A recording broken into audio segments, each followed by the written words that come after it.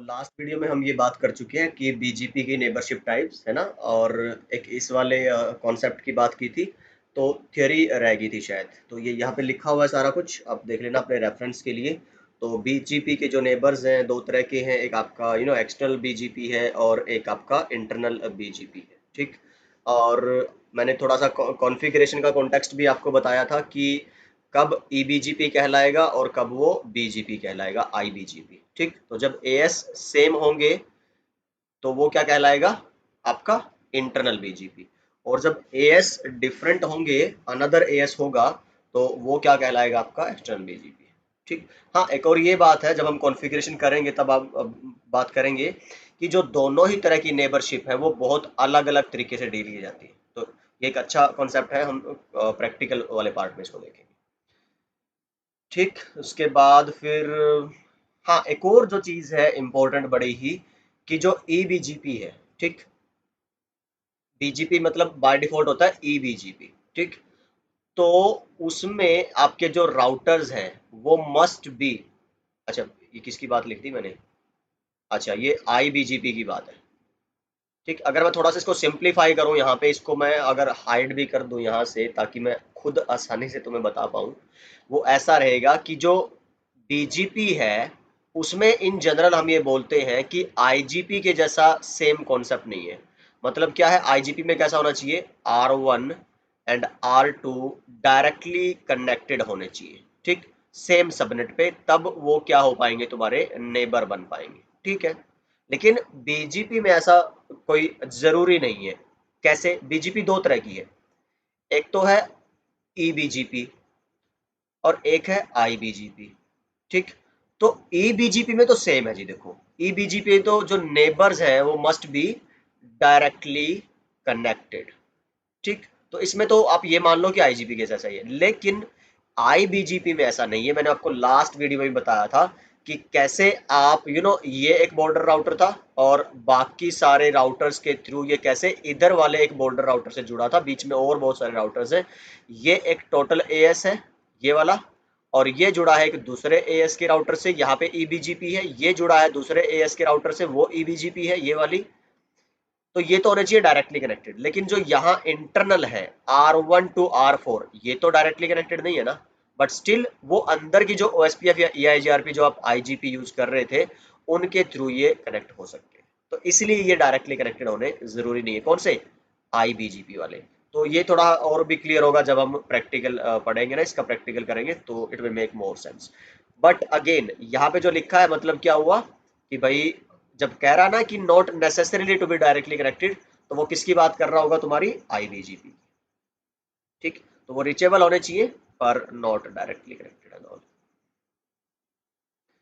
ठीक है। फिर उसके बाद आप चलते हो डेटाबेस पे, तो ये ओएसपीएफ की तरह ही है कि भाई आपकी इसमें तीन तरह के डेटाबेस टेबल्स बनती है, नेबरशिप की भी, आपकी टोपोलॉजी वाली भी, फॉरवर्डिंग, एक्चुअली इसमें टोपोलॉजी की बजाय इसको क्या बोलते हैं, फॉरवर्डिंग टेबल है ना।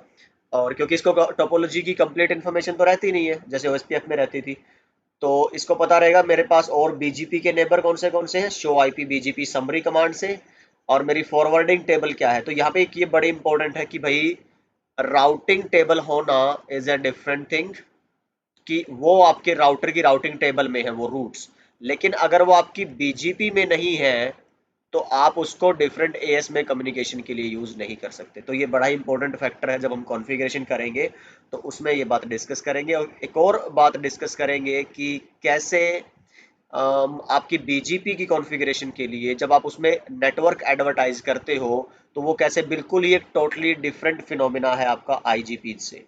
तो आईजीपी में तो क्या करते थे, जैसे राउटर ओएसपीएफ 10 लिखा, और यहाँ पे मान लो इस राउटर पे तुम ओएसपीएफ चला रहे हो, इस इंटरफेस पे कॉन्फ़िगर्ड है 10 का नेटवर्क, इस पे 20 का, तो इसमें नेटवर्क 10, इसका वाइल्ड कार्ड और एरिया, नेटवर्क 20 वाइल्ड कार्ड और एरिया।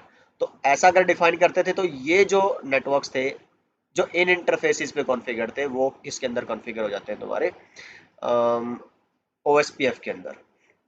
पर क्योंकि मैंने क्या बताया कि एक राउटर जो आईबीजीपी की अगर हम बात करें तो इनडायरेक्टली भी कनेक्टेड हो सकता है आईबीजीपी में आपके आईजीपी को यूज करके।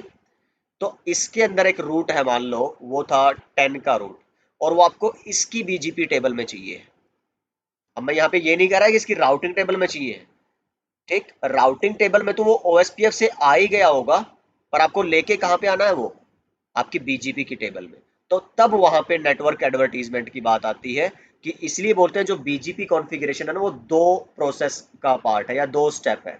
पहला आप नेबरशिप कॉन्फ़िगर करो दो बीजीपी राउटर के बीच में, और फिर नेटवर्क एडवर्टाइज करो कि अब कौन सा आप नेटवर्क चाहते हो बीजीपी के टेबल में, तो वो नेटवर्क आपको फिर इधर बीजीपी के प्रोसेस में भी एडवर्टाइज करना पड़ेगा, फिर वो बीजीपी टू बीजीपी शेयर करेंगे, तब वो आपको इसकी टेबल में दिखेगा।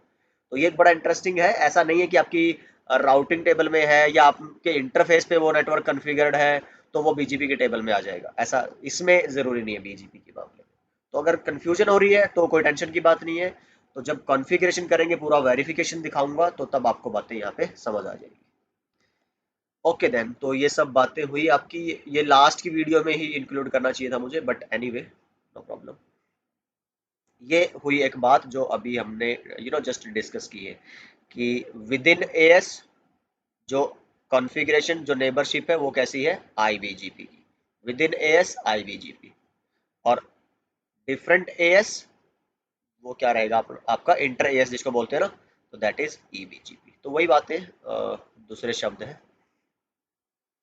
तो इस वीडियो में हमें बात करनी है स्पेशली इस वाले जो कॉन्सेप्ट पे हमने रखी है ये वीडियो, वो है लूप अवॉइडेंस मैकेनिज्म।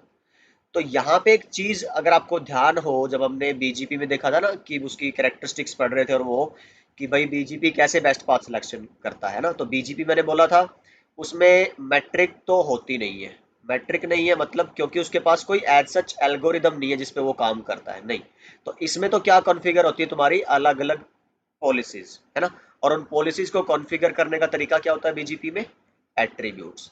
तो जब आप कुछ खुद से कॉन्फ़िगर नहीं कर रहे हो एट्रीब्यूट्स में, तो डिफॉल्ट जो एट्रीब्यूट रहता है वो रहेगा एएस पाथ।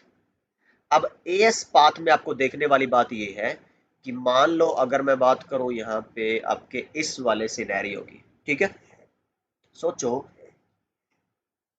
कि अगर, अच्छा इसको तो थोड़ा फिर मैं होल्ड करता हूँ अभी, वो एक बार कॉन्सेप्ट रिवाइज करवा दूं तुम्हारा, कि अगर R1, और इसी के थ्रू हो सकता है मैं तुम्हें ये लो प्रिवेंशन भी बता दूंगा, R2 से होके, और R1 R2 ना बोल के अगर आप इसको बेहतर होगा AS बोलो, तो ये AS 100 में से आपका डेटा जाना है AS 200 तक, फिर जाना है AS 300 तक, और अल्टीमेटली कहाँ तक पहुंचना है 400 तक। अगर एक ही पाथ है तब तो कोई दिक्कत नहीं है जी, पैकेट यहाँ जाएगा, फिर यहाँ जाएगा और यहाँ जाएगा, ठीक। तो उसका पाथ क्या बनेगा, आप देखोगे अगर यहाँ से तक आया तो किस AS से आया है वो, 100 से। फिर जब ये आगे जाएगा रिसीव होगा तो ये कहेगा कि यार शुरू 100 से हुआ है, फिर पास किससे होके आ रहा है, 200 से। फिर जब यहाँ आया तो अल्टीमेटली इसको दिखेगा कि यार 100 से आया बंदा, 200 से होके, और फिर कहाँ से, 300 से होके। तो कितने एएस क्रॉस करके आ रहा है, 1 2 एंड 3। ओके रिपोर्ट है। फिर अगर इसको एक और पाथ मिल जाता कि मान लो अब ये एएस 4 की बजाय 500 से भी कनेक्टेड है, मतलब इसने मल्टीपल एएस कनेक्शंस ले रखे इस वाले प्रोवाइडर ने, मतलब वो इसके साथ भी कनेक्टेड है और इसके साथ, मतलब वो ट्रैफिक में क्या चाहता है, जो बेस्ट होगा available path at that time according to different policies, मेरे को वही चाहिए, ठीक है। और ये अब जुड़ा है डायरेक्टली इससे। अब आप सोचो अगर ये पैकेट इधर से जाता तो कहां से आया, 100 वाले एएस से। यहां जब पहुंचेगा तो कहां से आया, 100 एंड 200 से। तो सोचो जरा, ये पाथ छोटा हुआ एएस पाथ या ये एएस पाथ छोटा हुआ, ठीक।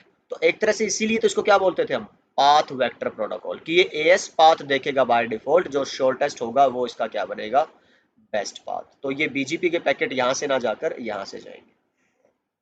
एक चीज सोचो कि ऐसा क्यों नहीं हो सकता कि फिर इसमें लूप बन जाए, क्यों, मान लो तुमने यहाँ पे तक भेज दिया था पैकेट अपना, लेकिन ये भी तो पॉसिबिलिटी है कि ये इस पैकेट को आगे भी तो भेज रहा है क्योंकि ये कनेक्टेड है इसके साथ। तो इसको जब ये पाथ रिसीव होगा AS 500 को, तो इसमें क्या मिलेगी डिटेल तुम्हें कि कहाँ से आया पैकेट, 100 200 300 एंड 400 से, ठीक। सेम अब मैं सिर्फ AS 100 वाले राउटर का रेफरेंस देके ना, AS का रेफरेंस देके तुम्हें बताना चाह रहा हूँ लूप प्रिवेंशन मैकेनिज्म, ठीक है। अब यहाँ पे जब तुम्हें मिलेगा तो 100 200 300 400 500, अब होना तो ये चाहिए था कि इसको ये आगे फॉरवर्ड करना था, ठीक, किससे जुड़ा है ये आपके 200 से। लेकिन जब भी कोई राउटर, जब भी एएस का राउटर जो बीजीपी के पैकेट रिसीव करता है, तो वो सबसे पहले एक चीज चेक करेगा कि जो पाथ मुझे मिला है एएस पाथ, उसमें कहीं मेरा खुद का एएस तो लिस्टेड नहीं है। दिख रहा है यहाँ पे 100 तो ये कहेगा भाई ये तो पैकेट मेरे से ही चला था, और अगर मैं इसको अब आगे भेजूंगा तो फिर ये यहाँ जाएगा, यहाँ जाएगा, फिर यहाँ, फिर यहाँ, फिर मैं रिसीव करूंगा, फिर ऐसे। तो ये लूप होता है नेटवर्क में। अब ये लूप तो बनने नहीं देना है, तो बीजीपी एक सिंपल सा मैकेनिज्म यूज करती है यहाँ पे कि वो जब भी पैकेट में अपडेट मैसेज में, बीजीपी के मैसेजेस की बात करेंगे, एक अपडेट मैसेज होता है, उसमें अगर आपको अपने ये एएस मिलता है, खुद का एएस, तो वो उसको क्या कर देगा, सिंपली उस पैकेट को डिस्कार्ड। इस तरह से बीजीपी सिंपल सा मैकेनिज्म का यूज करके लूप को रोकती है। ठीक है, तो कोई ज्यादा बड़ी रॉकेट साइंस नहीं है। whenever BGP will see that okay my own AS is listed in the update packets, then it will simply discard the packet and as a result there will be no loop। ठीक है, तो यही सब बातें यहाँ पे लिखी हुई है। आईबीजीपी में देखो है तो सेम चीज, लेकिन जब तुम इंटरव्यू और उस सब की प्रिपरेशन करते हो ना, तो थोड़ी वर्डिंग वहां पे बदल जाती है। रूट रिफ्लेक्टर का एज अ क्लाइंट सर्वर अपने आप को समझने का एक तरीका आ जाता है, तो वहां पे थोड़ा और अलग शब्दों में बताऊंगा, लेकिन आप जानोगे कि एसेंस सेम है वहां पे भी। ठीक, पर थोड़ी वर्डिंग बदल जाएगी। अभी हमने बात की है किसकी, ईजीपी की, ईबीजीपी की सॉरी। और उसमें इस तरह से लूप को रोका जाता है जब तुम मल्टीपल एएस की बात कर रहे हो, और आपको पता है मल्टीपल एएस मतलब ईबीजीपी। ठीक है, तो अच्छा यहाँ पे मैंने ये बात बताने के लिए तुम्हें एक थोड़ा सा पॉज लिया था बीच में, पर वो मिस हो गई थी दोबारा। चलो, कि जो पाथ सिलेक्शन है अभी हमने जिसकी बात की है, वो क्या था, नंबर ऑफ एएसएस देखता था। तो 100, 200 एंड 300, और 100 एंड 200, तो बेस्ट पाथ कौन सा हुआ, ये वाला शॉर्टेस्ट एएस पाथ वाला। लेकिन लूप अवॉइडेंस के लिए क्या यूज करता है, आपका खुद का एएस नंबर। ये ध्यान देने वाली बात है कि जो number of as, as count है, तो एएस काउंट कितना हुआ 3, एएस काउंट यहाँ कितना हुआ 2, तो लोवेस्ट वाला बेस्ट पाथ। तो एएस काउंट यूज किया इसने बेस्ट पाथ सिलेक्शन के लिए, और एएस नंबर यूज किया इसने लूप अवॉइडेंस के लिए, और किसका, खुद का नंबर। ठीक है, तो ये एक तरीका है जिसको यूज करके बीजीपी आपका बेस्ट पाथ सेलेक्ट करती है। ये हम बात कर चुके हैं आई थिंक, है ना। तो ओके, ठीक है, तो इसके बाद बीजीपी कॉन्फ़िगरेशन, तो ठीक है, अगली वीडियो से हम बात करेंगे बीजीपी के कॉन्फ़िगरेशन स्टार्ट करते हैं, और देखते हैं कि नेबरशिप कैसे बनानी है, फिर आपका नेटवर्क एडवर्टीजमेंट्स और वो सब कैसे करना है। तो ठीक है, मिलते हैं नेक्स्ट वीडियो, तब तक अपना ख्याल रखिए, सीखते रहिए और सिखाते रहिए।